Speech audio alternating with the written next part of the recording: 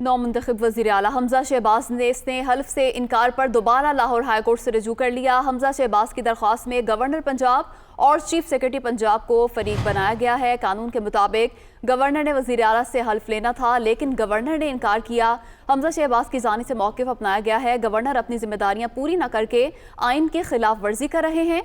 Lahore high court governor Punjab को हल्फ लेने के अहकाम जारी करे, ये अदालत से इस्तदा की गई है। इसी हवाले से तफसीलात जानेंगे मोहम्मद इशफाक से। जी मोहम्मद इशफाक, बताएगा क्या मौक़िफ़ अपनाया गया है? जी बिल्कुल, गवर्नर पंजाब की जानिब से हमजा शहबाज से वज़ीर आला के ओहदे का हल्फ ना लेने पर लाहौर हाई कोर्ट में दोबारा दरख्वास्त दायर कर दी गई है। दरख्वास्त हमजा शहबाज ने अपने वकील आजम मजीद ताड़र एडवोकेट की वसातत से दायर की।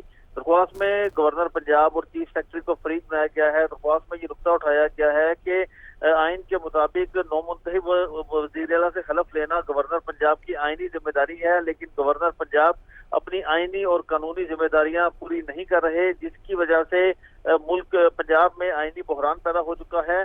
और इसीलिए Lahore high court governor Punjab को हमजा शहबाज से वज़ीर आला के ओहदे का हल्फ लेने के अहकाम जारी करे।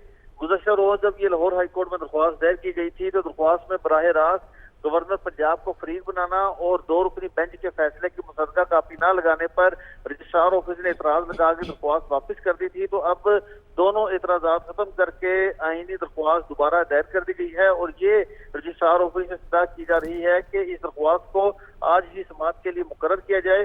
तो कुछ ही देर बाद रजिस्ट्रार ऑफिस इस इस्तदा पर फैसला करेगा। जी बहुत शुक्रिया मोहम्मद इशफाक, आपने अपडेट किया।